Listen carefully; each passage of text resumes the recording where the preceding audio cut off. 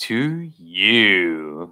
Bienvenue les amis dans un nouvel épisode du coffre à catch. Eh oui les petits enfants, c'est l'heure du coffre à catch, les petits enfants, avec le grand retour de Papy et bien sûr des trois petits saligots du coffre à catch. J'aime le faire tout seul. J'ai dit Christophe de Injust, bien sûr, et Yann de Colby et Alain de Ichterz. Bonjour les amis, bonjour les petits enfants. Bonjour papy. Bonjour papy, comment ça va? Tu as mangé tes tartelettes au citron qu'on t'a amené hier? Qui c'est qui a un squelette en mode citron? Qu'est-ce que tu racontes? Est-ce que vous avez bu, je crois qu'il s'est trompé entre le jus de pomme et l'huile de vidange que t'as ramené, Alain. Exactement. Vous allez pouvoir fêter Noël? C'est dans pas longtemps, papy. Vous allez pouvoir fêter correctement Noël? La bonne nouvelle, c'est que dans ma famille, on est moins de 6 adultes, en tout cas. Par contre, les petits-enfants, il va y en avoir plein autour de la table. Et je vais leur montrer plein de petits cadeaux. Je vais mettre du papier autour et tout le bordel. C'est tout? Eh oui, les petits-enfants! Merci, papy. De rien. Oh la vache, c'est de plus en plus agonisant, hein, les... Ah oui, ça, effectivement, cris du le cœur. pauvre n'est pas simplement qu'en fin de vie, il est en fin de cerveau. Mais bon, en tout cas, je vous salue bien bas, les amis. Bienvenue donc dans ce nouvel épisode de les reviews ECW, en français, en anglais et dans une langue qu'on n'a pas encore inventée. N'hésitez pas à liker, à partager, à commenter, bien sûr. Nous lisons tous vos commentaires. Et laissez-moi vous présenter mes comparses.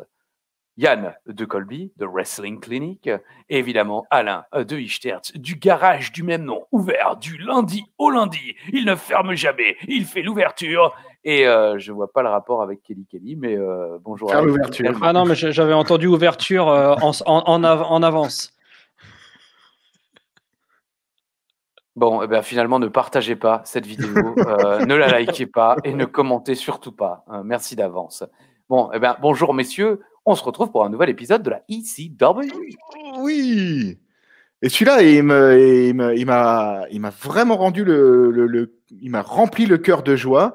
Il m'a rempli heureux. J'ai adoré cet épisode. Je suis ravi de vous rejoindre dans l'univers d'Ajus encore une fois, mon cher Yann et mon cher Christophe, pour la ECW on Sci-Fi, reviewée en exclusivité sur l'univers d'Ajus. Et tout de suite, je vais me lancer dans le vif du sujet. On est le 11 juillet 2006. Wow. Ovation ici au stade de la Mélo. Alain Ichterz, les dates 1-0. À Minneapolis, voilà, je l'ai raté. Eh ben voilà. Alors moi, je dis à partir de la semaine prochaine, Alain va devoir lire les dates et la ville. On rajoute Minneapolis, Minnesota. Comment ça? Minneapolis, Minnesota.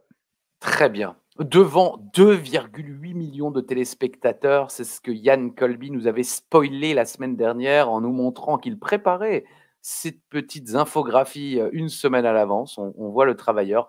Les lunettes ne s'achètent pas gratuitement. Il faut du cerveau et du QI. C'est pour ça que ni Alain ni moi n'en avons.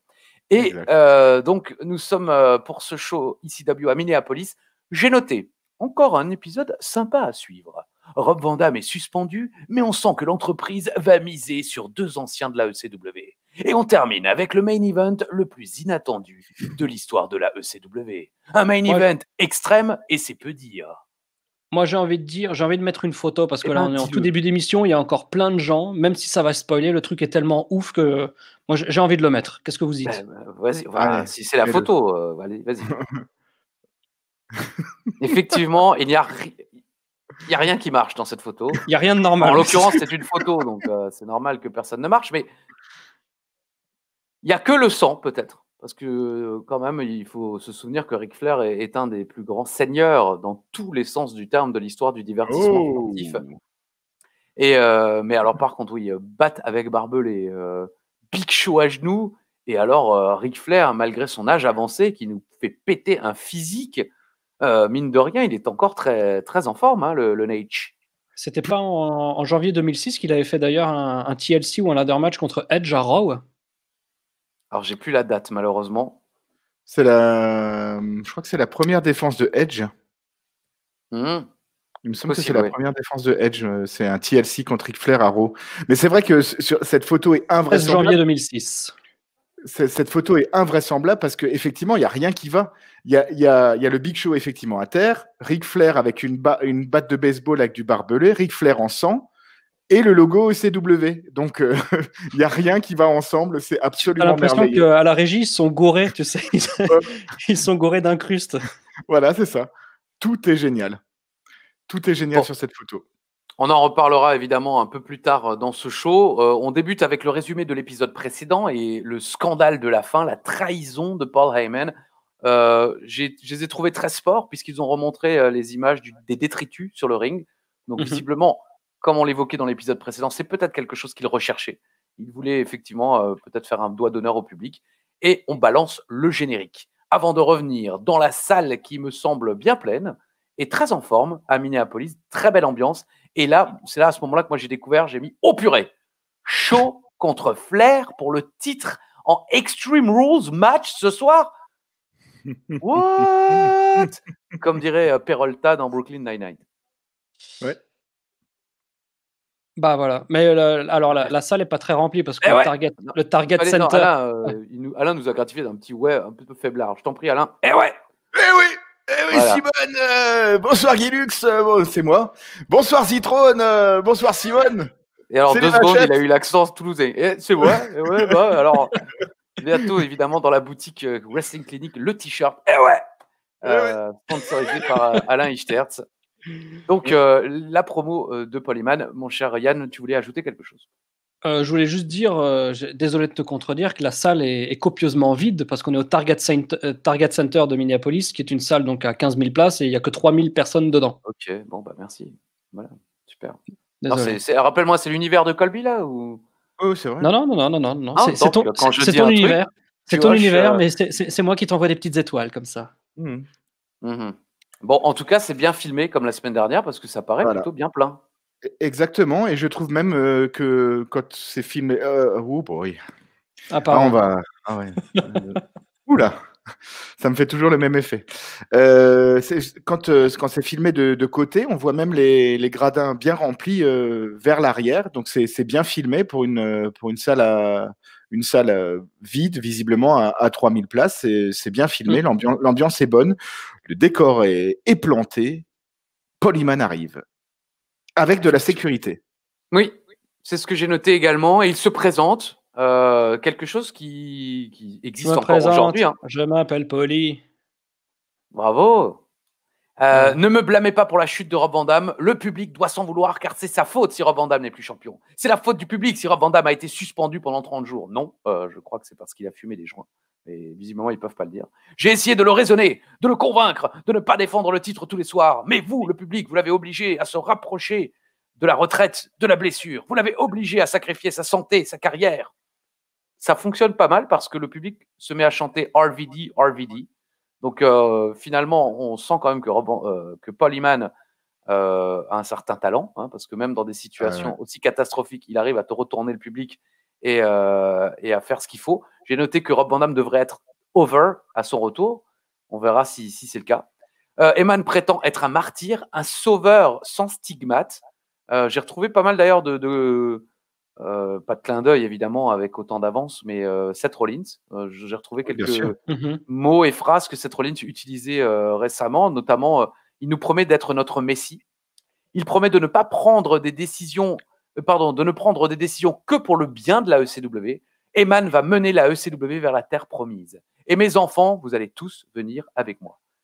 Beau sauvetage de Heyman, dis-je dans mes notes, qui rattrape presque cette histoire. Et puis il se casse.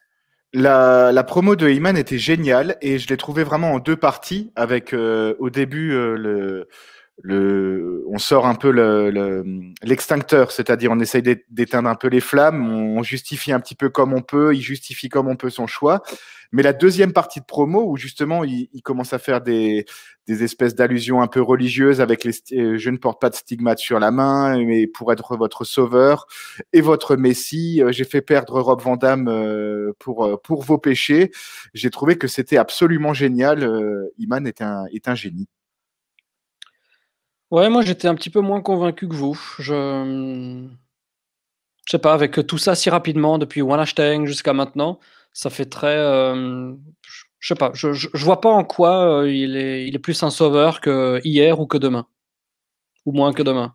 Bah, Pas, là, en l'occurrence, ils étaient dos au mur, vraisemblablement. Tout ça est dû à la situation avec Rob Van Dam, parce que sinon, c'est ça aussi ce qui attise un peu ma curiosité. Qu'est-ce qui se serait passé si Rob Van Dam avait pas fumé ce joint en bagnole, si s'était pas fait arrêter, si tout ça ne s'était pas passé? Est-ce que Rob Van Dam serait resté champion longtemps? Est-ce que le Big Show aurait été choisi pour le défaire?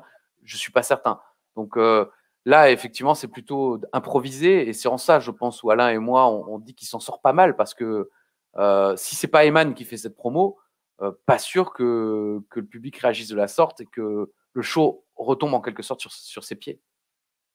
Exactement. Exactement, tu as tout dit. Et je pense vraiment que Rob Van Dam avait été choisi comme la superstar de la ECW.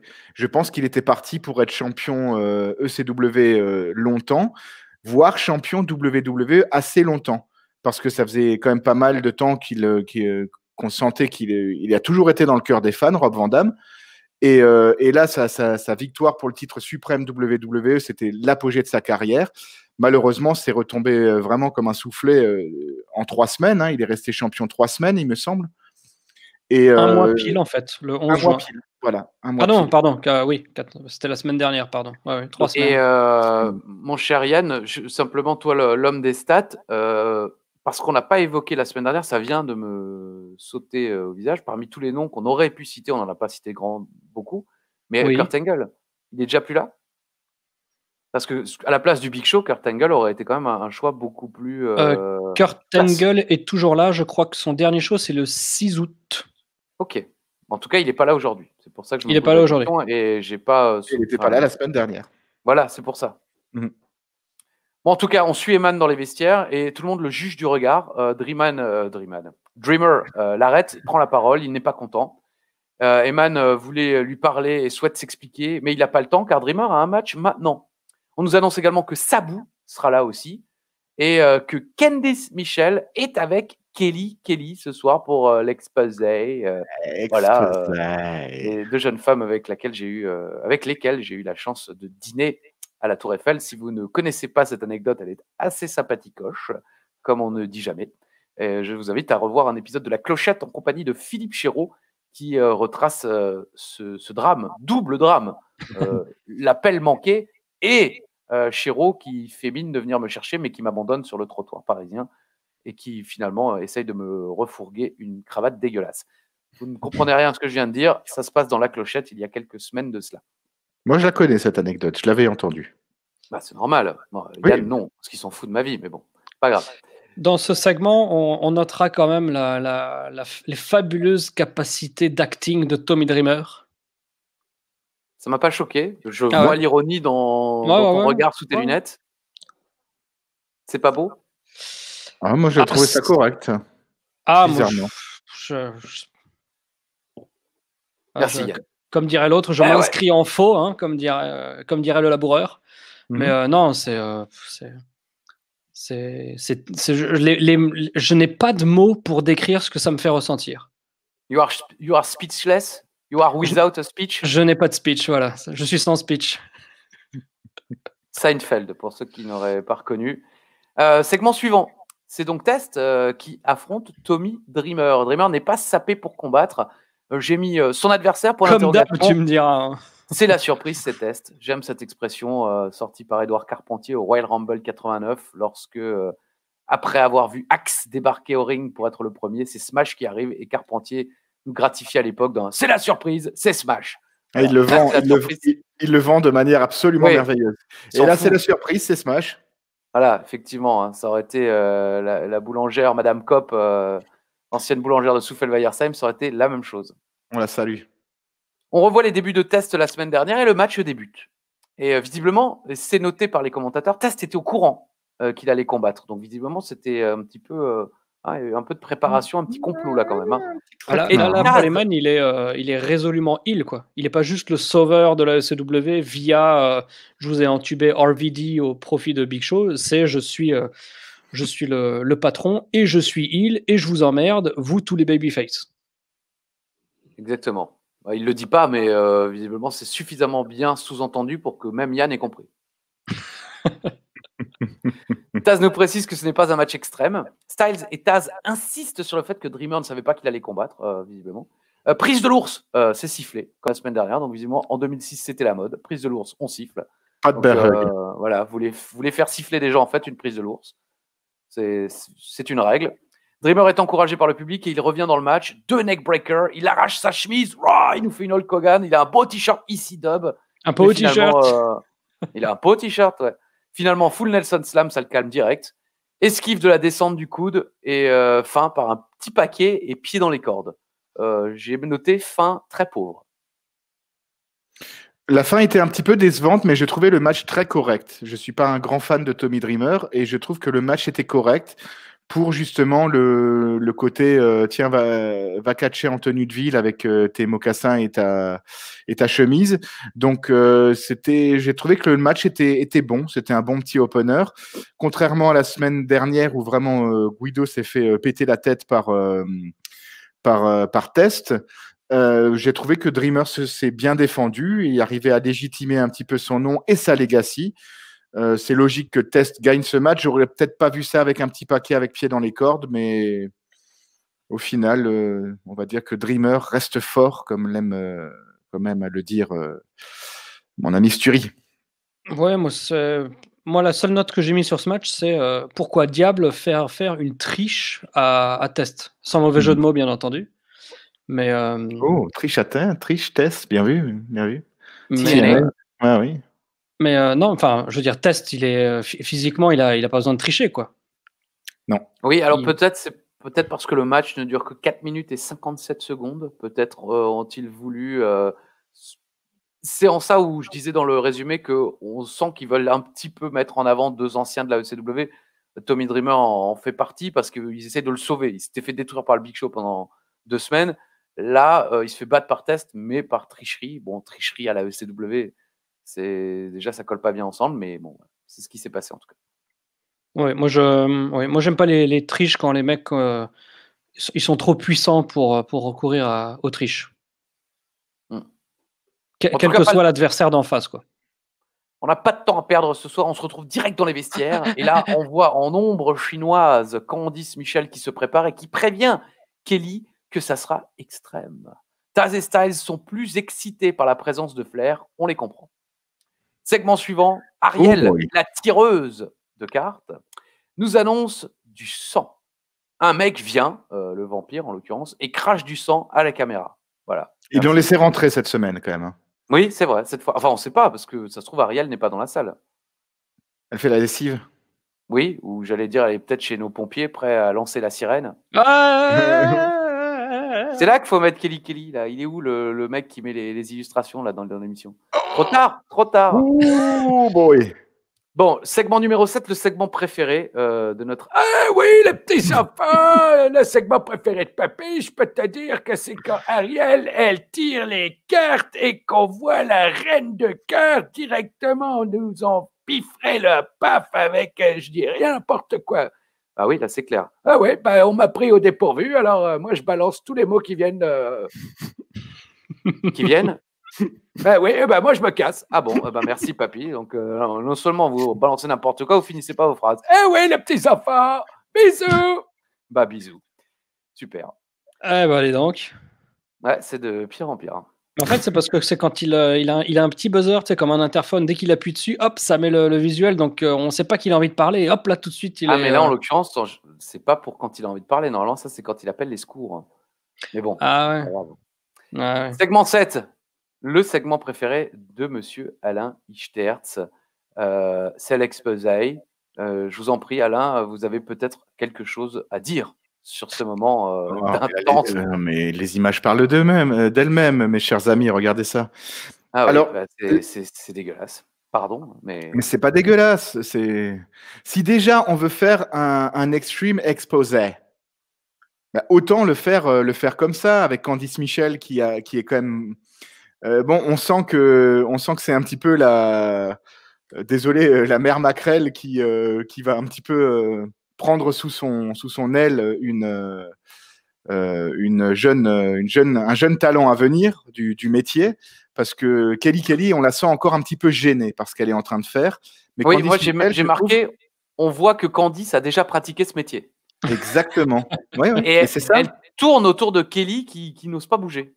Kelly, elle bouge pas, et vous avez Candice Michel qui danse un petit peu comme, bon, je regarde jamais cette émission, mais je crois que c'est à peu près ça. Dans Danse avec les stars, quand vous avez quelqu'un qui ne sait absolument pas danser, vous avez le danseur professionnel ou la danseuse professionnelle qui tourne autour, qui fait des trucs de ouf, et la personne qui sait pas danser qui est comme ça, là, qui fait si je fais quelques manœuvres. Et là, c'est pareil, Kelly, elle fait et puis t'as Candice qui bouge son corps comme qui, effectivement, sa vie en dépendait, quoi. Moi, je trouve ça d'autant plus gênant qu'ils aient ramené Candice Michel.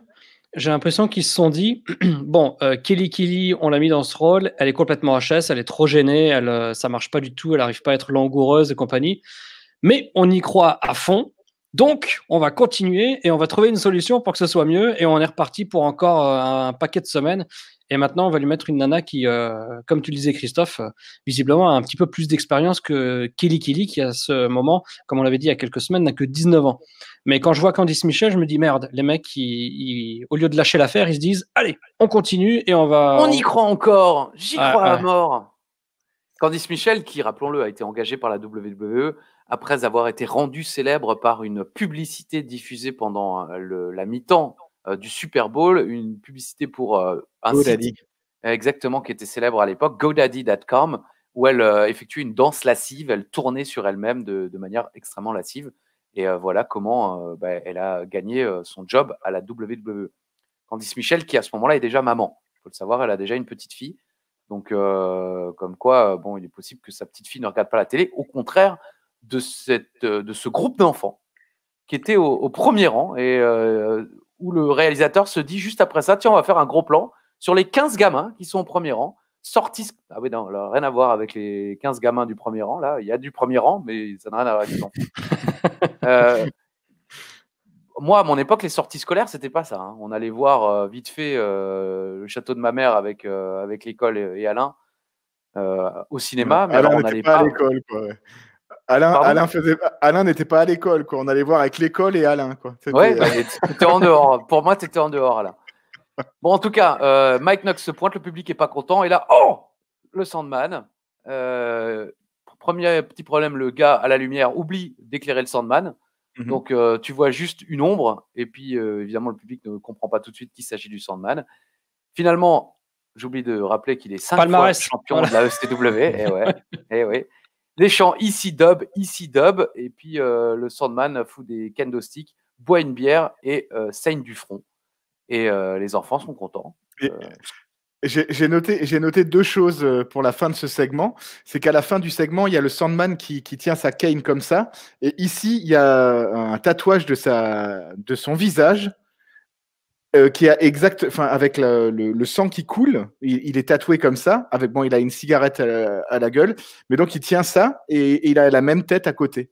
Enfin, j'ai trouvé ça un petit peu caustique. Et je me suis demandé pourquoi est-ce que le Sandman n'a pas dansé avec les jeunes filles? Si déjà il voulait faire ça, le Sandman qui dit bon maintenant Mike Knox, tu arrêtes d'interrompre les filles. Regarde donc Kane sur la gueule et le Sandman qui aurait pu recevoir un lap dance ou quelque chose, s'asseoir sur la chaise et Il a peut-être peur de leur faire mal avec son bâton. Quitte à pousser ça à l'extrême, hein, comme on est à la ECW, bah, pourquoi ne pas faire pourquoi ne pas faire ça? Pourquoi ne pas avoir fait danser le Sandman avec Kelly et Candice Michel? C'est vrai. Je pense qu'on aurait atteint des niveaux de ridicule. Oui, mais enfin là, il n'y a plus rien à craindre. Vraiment, on y est déjà. Ah dans bon, le ridicule. Rajoute le Sandman bourré qui commence à trémousser. Il n'est pas bourré. Je pense pas qu'il soit bourré. Il n'était pas bourré. Il pas bourré. Bon, en tout cas, ce segment est moins ridicule qu'avec De Vito la semaine dernière, mais dans le Worst 5, il arrive en numéro 2. Il est le deuxième plus pire segment du Sandman depuis le retour de la ECW, je pense. Sabu Just Incredible. Avant cela, Ah ouais. CM Punk. Ah ouais. qui nous dit que ces tatouages sont des déclarations, pas de drogue, honneur, guerre contre le système. Il est un athlète discipliné, prêt à affronter les meilleurs. Taz a hâte de le voir en action, nous aussi. Voilà. Question, les amis. Oui. Pourquoi est-ce que Sabu n'est pas suspendu? Ah, alors là, effectivement, je me suis posé la même question tout à l'heure dans ma tête et je ne sais pas. Alouette. Ok, je n'en ai pas la moindre idée. Parce que ça aurait été, pour moi, de tête, Rob Van Dam et Sabu étaient suspendus en même temps. Peut-être parce que Van Dam, c'était peut-être l'image un peu de la WWE, je ne sais pas. Peut-être pour légitimer le fait qu'il lui fasse perdre le titre aussi vite, je ne sais pas. Mais moi, quand j'avais vu la promo de Sabu la semaine dernière, je me suis dit, il reviendra pas d'ici tôt parce qu'il va être suspendu comme Van Dam. Et direct, le match d'après, il est contre Justin Credible. Dans un match qui n'est pas un Extreme Rules match. Styles le rappelle 2-3 fois avant le début du match. Oui, la fin d'ailleurs le prouvera. J'ai noté quand même que Sabu arrive et jette une chaise et les gens sont impressionnés. Oh, il jette une chaise, quoi. Le mec, voilà, à Minneapolis, c'est pas compliqué d'impressionner les gens. Autant à Philadelphie, vous voulez vous faire siffler prise de l'ours. Autant à Minneapolis, vous voulez impressionner votre monde, prenez une chaise, jetez-la. Sur personne, hein, juste comme ça, vous l'achetez. Oh, purée. Voilà. On a vu Framboisier chez les pompiers et Minneapolis. Ah, pas mal. Pas mal du tout. Merci beaucoup. Ah, et là, Kelly, là. Allez, Yann Colby, là. Les réalisations, là. Ah, c'est pas possible. Il faut tout leur dire à ces enfants. On nous dit, c'est ce qu'on évoquait la semaine dernière, que Sabu sera au Saturday Night Main Event, mais on nous dit pas contre qui. Et on nous précise que ça sera un Extreme Rules match. Steve Richards, spoiler. Ok, super, merci. Voilà. Moi, j'ai noté que Justin Credible était tombé vraiment très bas. Styles répète 2 fois, comme l'a dit Alain, que ce n'est pas un Extreme Rules match. Sabu enchaîne les belles envolées quand même. Sabu place une table dehors et détruit Credible à travers la table. Et disqualification. Le match dure 1 minute et 50 secondes. Sabu perd le match, mais c'est sa musique qui retentit. C'est toujours bonjour à la WCW, mais c'est toujours un grand plaisir d'entendre le bruit de table qui craque et la pop de la foule. C'est vrai, mais les gens n'ont pas compris. Parce qu'en plus, il y a sa musique qui joue. Donc, je suis même pas sûr que les gens ont compris que Sabu avait perdu. Ouais, très probable. Tu dis que Justin Credible est tombé très bas. Au moment où on va s'occuper de mettre la vidéo en ligne, Christophe, il faudra que je t'envoie le lien d'un match 3 contre 3 que Ishtu connaît très très bien. Avec Justin Credible, New Jack et le Sandman, je crois. Ouais. Contre 3 stars locales indie. Et si tu trouves que Justin Credible en 2006 est tombé très bas. Je parle professionnellement parlant, je te parle pas humainement. Je sais bien qu'il a connu des heures plus compliquées ensuite, mais oui. Il est salarié de la WWE actuellement quand même. Effectivement, il est tombé très bas. Même s'il a jamais été vraiment très haut à la WWE quand même. Hein. Je ne crois pas de tête. Je m'excuse d'avant chez les puristes qu'il a eu de titres majeurs peut-être. Même pas tag team, je ne pense pas. Hein. Non, je ne crois pas. Juste incroyable, c'était. Je veux dire, un peu foireux. Il est un peu comme Al Snow, quoi. Ça y est, c'est fini. On a oublié. Autant le Sandman, on nous dit qu'il a été 5 fois champion ECW, autant Justin Credible, on nous rappelle pas qu'il a été champion ECW, quoi.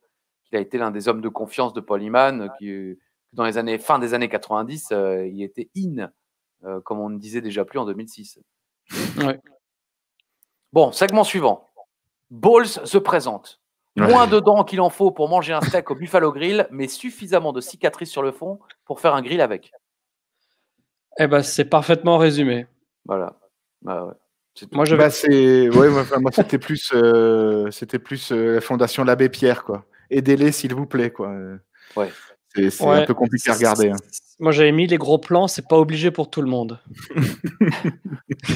Oui, comme quoi il nous inspire, hein. Balls, et pas une seule blague en dessous de la ceinture. Non. Mesdames et messieurs, boule malhonnête. Ah bon, Mahoney? Mais non, Mahoney, ça veut pas dire malhonnête. Ça veut dire mon miel. Oh. Kelly, oui, Kelly, là, mon miel. Eh ouais, mais 4 heures de retard. Oui, mais Bernard. vous quitter. Voilà. Bon, en tout cas, Balls Mahoney est là. Il est à la ECW et on passe au segment suivant. Une promo du Nate, le Nature Boy Ric Flair. Flair se présente parce que genre quelqu'un ne sait pas qui c'est. Il nous promet de chercher son 17e titre. Flair ne manque pas de défier Mick Foley pour un match et c'est Foley qui peut choisir la stipulation. Mais Flair avoue qu'il n'a jamais voulu le titre de la ECW jusqu'à aujourd'hui. Résumé un peu court, mais à peu près fidèle à ce qu'il a dit. Pas une grande promo, ai-je noté, mais ça reste Flair. C'est quand même une fichue promo. Ah bah moi je trouve au contraire que on utilise souvent en ce moment, c'est un peu in dans les analyses, on utilise souvent le thème de masterclass. Pour moi ça c'est une masterclass de promo. C'est-à-dire on met Flair avec son peignoir devant un rideau, aucun spectateur. Vas-y Flair, parle. C'est 2 minutes, c'est parfait. C'est fluide, c'est intense, tout y est. Moi j'ai adoré cette promo quoi. Donner un micro à Ric Flair quoi et arrêter de catcher quoi. C'est pas la peine de catcher, il faut juste entendre Ric Flair parler quoi. Voilà. Eh oui, car on le rappelle, dans quelques instants, c'est le main event. Ric Flair, Big Show dans un Extreme Rules match pour le titre de la ECW. Une phrase que personne ne pensait jamais prononcer un jour. Mon cher Yann, un commentaire sur cette promo du Nate? Moi qui suis un très très grand fan de Ric Flair et j'ai épuré, non, j'ai épié. Effeuillé certainement, mais pas Ric Flair. Enfin, je l'espère. J'ai regardé beaucoup de ces promos de la Mid-Atlantique, de Jim Crockett, etc. à l'époque. Effectivement, celle-ci, en fait, c'est sa promo qu'il a fait 1 milliard de fois, qu'il est capable de sortir sur le moment en remplaçant juste les dates, les titres et le nom de la fédération pour laquelle il catch. Mais c'est vrai que mais ça n'en reste pas moins une très bonne promo. Mais il est arrivé assez rapidement dès la fin des années 80 et on le sent quand il parle. Tu sens quand c'est sa promo dans laquelle il ne réfléchit pas du tout. Il dit les choses de manière tout à fait automatisée et spontanée et il remplace juste les informations clés qui vont changer. C'est pas une promo avec du fond où il va vraiment s'attarder sur les raisons de sa rancœur, etc. Donc là, très bonne promo de Flair, mais c'est vrai que c'est entre guillemets c'est sa promo. Et comme tu l'as dit Alain, peignoir, micro, hop on y va, on a 2 minutes, dépêche-toi. Voilà, masterclass. Mais avant le main event, Christophe. Oui, segment suivant, effectivement, je l'ai noté. On nous annonce Shannon Moore arrive. Alors moi j'ai dit ok, qu'est-ce qu'on fait? On l'attend ou il prendra le prochain bus? Parce que voilà, c'est tout. On nous filme Shannon. Oui, non, alors merci. Celle-là était tellement minable qu'elle ne méritait même pas Kelly. Mais vous admettez que c'est un peu faible, un peu court, quoi. On nous montre le reject, celui qui sera le reject. Shannon Moore, tout tatoué, coupe de cheveux un petit peu punk. C'est un nouveau Shannon Moore. En tout cas, il me semble, à l'époque, il n'était pas encore apparu de cette manière. C'est ça. Et donc, le main event, Ishtu. Et ouais. Simone. C'est un match de catch. C'était le fil rouge de la soirée. ECW title match, Extreme Rules, Ric Flair contre le Big Show. Première apparition de Ric Flair à la ECW, bien évidemment.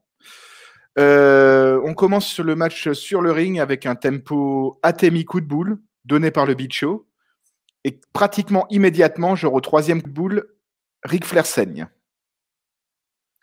Donc, Flair s'énerve. Alors, c'est pour ça aussi, on précise qu'il y a des photos noir et blanc, car voilà, il y en a juste une en couleur, mais sinon, voilà, doucement. Parce que je pense que les noirs et blancs sont des officiels, celle en couleur, on le voit, c'est une capture d'écran. Tout à fait. Pour préciser ce que dit Alain, c'est vrai que Ric Flair n'a jamais combattu à la ECW, mais son pote de toujours, l'élitiste, Arl Anderson, lui, avait déjà catché à la ECW. Il me semble même en équipe avec Bobby Eaton. Yann, la statistique et la mémoire du catch me le confirmera dans un instant, j'en suis certain.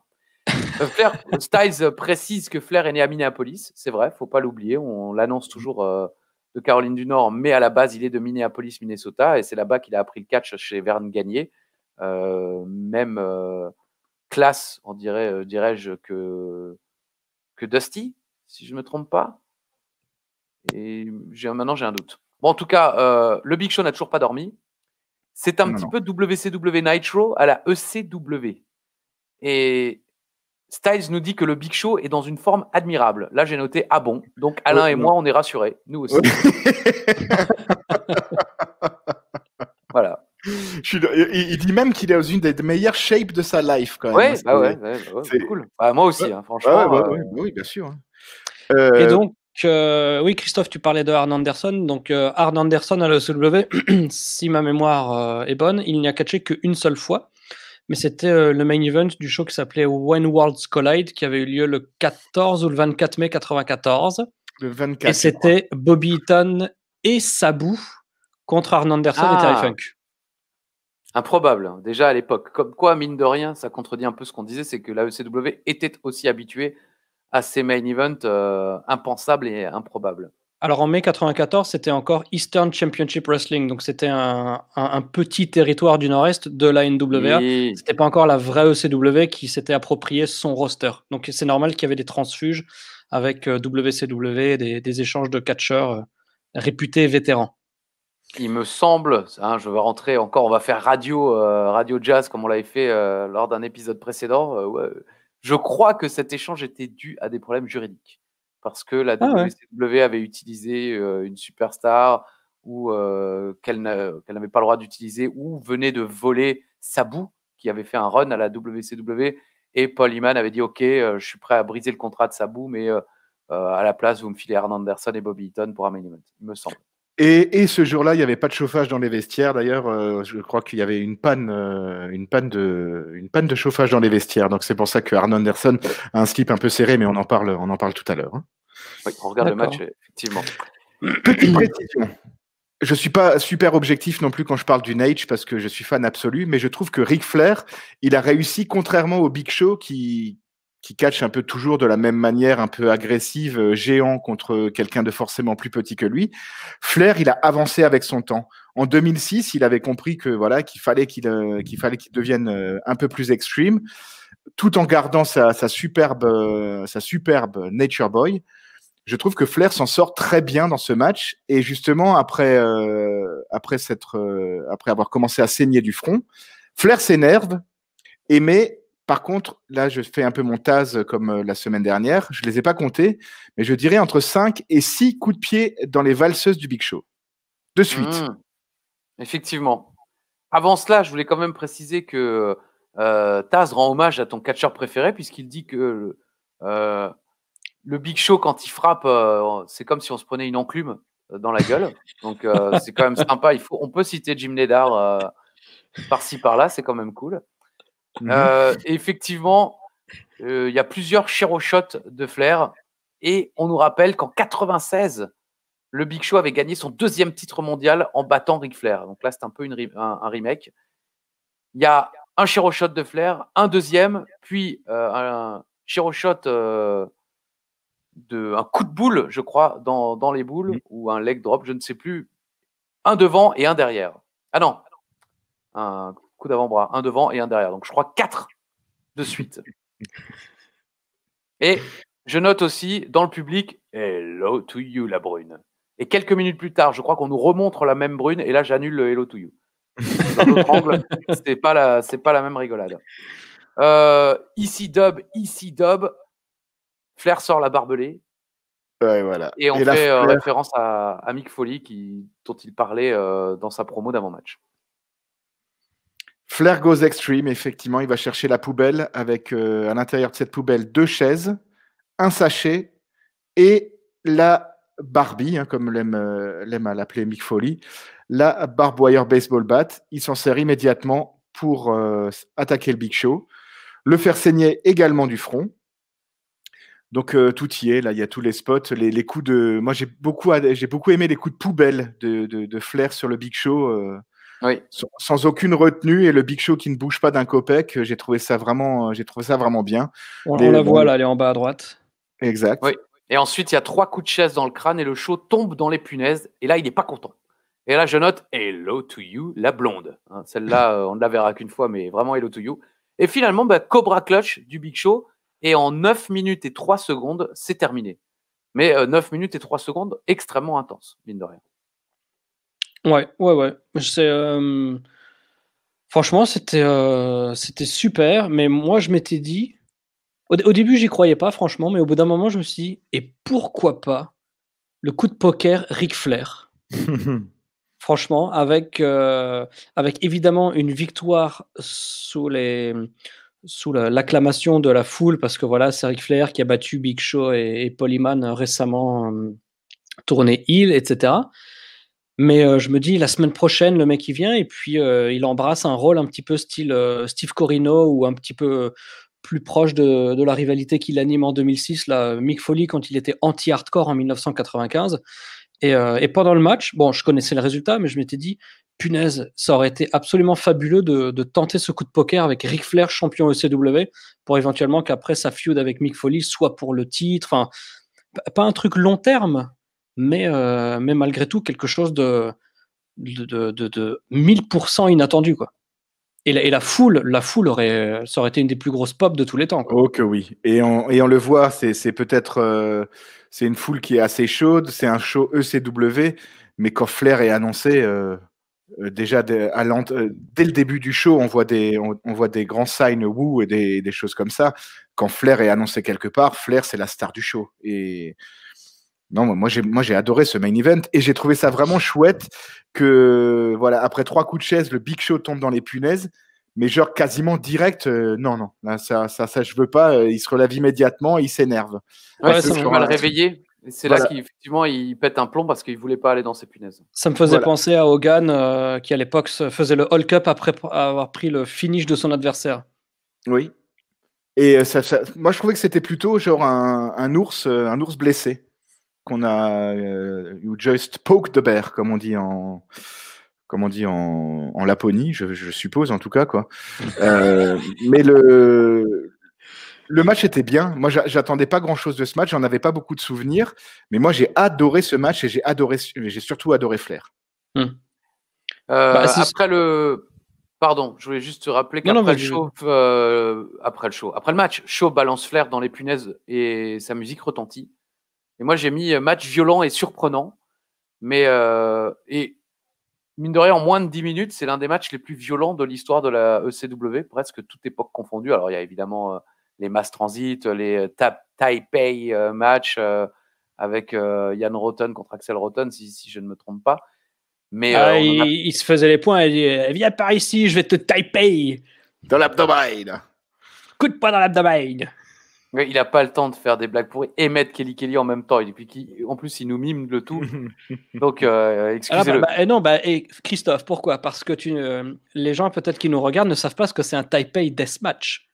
Non, moi non plus, j'allais dire. Mais si, en fait, ils mettaient du tape et ils mettaient leurs mains dans un truc avec des bris de glace. C'est ça. Et ils se frappaient donc avec des bouts de verre autour des mains. Donc c'est pour ça que j'ai fait ça, parce que voilà. Non, mais j'ai compris. Excuse-moi. Mais je sais que tu as compris, mais peut-être que les gens non, parce qu'ils ne connaissent pas cette feud de 1995 entre Axel Rotten et Ian Rotten. Tout le monde en parlait et ça ne vaut pas du tout le coup d'aller voir ce qui s'est passé. Oui, ça c'était de la merde. C'est quand même l'un des matchs les plus violents de l'histoire de la ICW, toute époque confondue, mine de rien, parce qu'on n'a pas eu souvent des battes avec barbelés ou des punaises à la ICW, contrairement à ce qu'on pourrait croire. Par contre, je me suis posé la question, pourquoi avoir fait ça avec Shaw et Flair? Pourquoi ne pas avoir pris une superstar plus jeune? Pourquoi ne pas avoir pris un nouveau visage? C'est comme la semaine dernière. Pourquoi, à la place de Flair, ne pas avoir mis... je comprends, Flair attire le public, Flair est la légende, mais ça aurait pu fonctionner. On aurait pu créer une superstar rien qu'avec ce match. On a créé Randy Orton quasiment après son match contre Mick Foley. Randy Orton a été respecté quasiment pour la première fois après avoir survécu à un match similaire à celui-là face à Mick Foley. Là, ils auraient pu utiliser ça pour créer une nouvelle superstar extrême. Moi, j'ai peur que le cadre fasse que... Je ne sais pas si c'est une question de trop tôt ou pas, mais je vois pas un jeune sortir grandi d'un match comme ça contre le Big Show.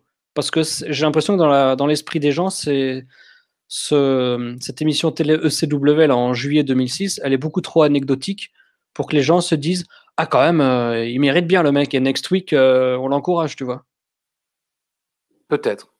Mais bon, moi je pense que si, surtout vendu par Taz et Styles, si ils nous racontent l'histoire d'un petit jeune qui n'a aucune chance, en plus ça aurait pu coller avec la storyline, Paul Heyman qui, pour le premier show de la ECW, veut montrer que le Big Show est un champion combatif et puis défend le titre contre un petit jeune en faisant en style, enfin voilà, victoire assurée, ça va être un match simple. Et finalement, non, il galère et le mec lui fait vivre des moments difficiles. Bon, finalement, ça n'a pas été le cas. Le public, au moment où Flair est évacué, scande Thank You Flair, un chant qu'on entendra beaucoup dans les années à venir. Et Taz termine le show en disant « Qui pourra battre le Big Show ?» Non, rien à voir. Alors là, je ne vois pas la blague. Et je me pose la question, qui pourra battre le Big Show? Parce qu'en vrai, je me suis posé la question en regardant le show, je m'en souviens plus. Moi non plus. Je crois avoir une idée, mais je ne veux pas en parler pour ne pas spoiler au cas où, mais à votre avis, qui pourra battre le Big Show? Aujourd'hui, actuellement, dans la ECW qu'on voit depuis quelques semaines, je dirais personne. En tout cas, c'est comme ça qu'ils le build, hein, ça c'est certain. Ouais. Ils l'ont fait venir à Wanasheng pour rosser tout le monde. Ensuite, c'était des cassages de gueule de Dreamer, figure emblématique. Il gagne le titre en exigeant devant un Polyman qui se fait pipi dans les culottes. Voilà, je veux mon match et je le veux ce soir, j'exige. Il bat Rob Van Dam. Il s'associe à Iman. La semaine d'après, il bat un 16 fois champion du monde. Oui, là, ils sont en train de builder le Big Show comme quelqu'un d'imbattable. Et je pense qu'on pense à la même personne, mon cher Christophe, et j'ai l'impression que la personne qui va le battre n'est pas encore dans le show, dans le roster en tout cas. Oui. Yann? Pareil. Merci. Eh ouais! Eh oui! Simone! Eh oui, c'est logique. Ah oui, cognac, j'ai. Ouais. Ah oui, un cognac. Avec plaisir, évidemment. Donc, non, Yann, non, là, c'était pas la peine. On n'est pas obligé de mettre Kelly à toutes les sauces. Et même si, évidemment, l'image fait des... Eh oui, je le savais. Hein, Alain frisait déjà des yeux. Je présente déjà mes excuses à toutes les personnes qui sont restées. Non, ça, sur YouTube, on s'en tamponne les amygdales, comme disait Papy, mais pas le mien, ne vous inquiétez pas. En tout cas... encore une fois, un bon petit show et un main event vraiment surprenant. Moi, j'ai beaucoup aimé. Je suis plus, l'âge avançant, aussi fan du hardcore que j'ai pu l'être à la fin de mon adolescence, et je l'étais peut-être encore en 2006. Mais ce match-là, ben voilà, je l'ai regardé avec plaisir. Il est effectivement violent, mais j'étais habitué à voir Flair saigner toutes les larmes de sang de son corps, donc ça ne m'a pas choqué outre mesure. Donc, encore un bon petit épisode, et j'ai vraiment hâte de découvrir ben, voilà, qui vont-ils mettre sur le chemin du Big Show, et quand ce show Hammerstyle Ballroom va arriver pour les débuts de CM Punk. C'est vrai que je suis moins optimiste et j'ai moins de joie à l'idée de suivre l'histoire, par exemple, entre Test et Tommy Dreamer, par exemple. Bah écoute, oui, j'ai envie de dire que oui. Hein. À partir du moment où il y a Dreamer dans l'équation, de toute façon, c'est compliqué de préférer ça, on va dire, quoi. Ouais. Autre chose à rajouter avant d'envoyer toutes nos salutations à tous nos amis à travers la francophonie qui nous suivent chaque semaine avec délectation et plaisir? Et des bonnes fêtes, car on est pile poil entre Noël et Nouvel An aussi. Oh purée! Ah ouais, bah merci de me prévenir, hein, parce que moi, j'étais pas au courant. Donc, ce serait bien que je commence à faire mes cadeaux. Bon, ma famille est habituée et notre ami Ishtou également. Mais bon, pour ma famille et Ishtou, son anniversaire... tu pourrais leur offrir un t-shirt de la clinique? Pardon, mais ma famille n'a pas beaucoup de goût, mais quand même pas à ce point-là. Ah ok, bon ça va alors. Non, mais qui veut se promener avec un t-shirt piscine de chiasse? Je le répète. Mais il y en a deux. Attends, mais non, mais le piscine de chiasse, on me l'a demandé. Avant, je l'avais pas créé, moi. D'accord, ok. Bon, en tout cas, je vous invite, si vous avez oublié des membres de votre famille ou des gens peut-être que vous appréciez un peu moins, offrez-leur ce t-shirt au nom évocateur, piscine de chiasse. Eh oui, alors moi des piscines de chiasse, j'en ai... Ah non, papy, non, on va couper immédiatement le micro de papy. Ouais, parce que... Non, oui, très bien. Merci papy, ça a été un plaisir. De rien. Bah, bisous, les petits enfants. Bon, bah, Yann, Alain, je vous souhaite une merveilleuse semaine. À toi aussi, Christophe. Et on se retrouve... Eh oui. Et on se retrouve l'année prochaine. Et déjà. Bon, en tout cas, j'ai hâte. Rappeler, hein. Moi, j'ai hâte d'être au prochain épisode. Je pensais que tu allais dire, moi j'ai hâte de finir tout ça parce que. Non, au contraire. Au contraire, je pensais que ce serait beaucoup plus compliqué à regarder. Bon, évidemment, j'adore faire ces reviews avec vous, mais je prends du plaisir à regarder ces weekly. C'est sympathique. Et comme dit, j'ai déjà hâte pour la semaine prochaine. Salut à tous. Salut Yann. Salut Christophe. Mon cher Yann, je t'embrasse, mon cher Alain également, et vous aussi, chez vous, je vous embrasse fort. N'hésitez pas, bien sûr, à liker, à partager, à vous inscrire à l'univers d'Ajus. Comme le disait Édouard Carpentier, qu'on embrasse fort là où il est, il nous regarde, j'en suis sûr. À la semaine prochaine, si Dieu le veut.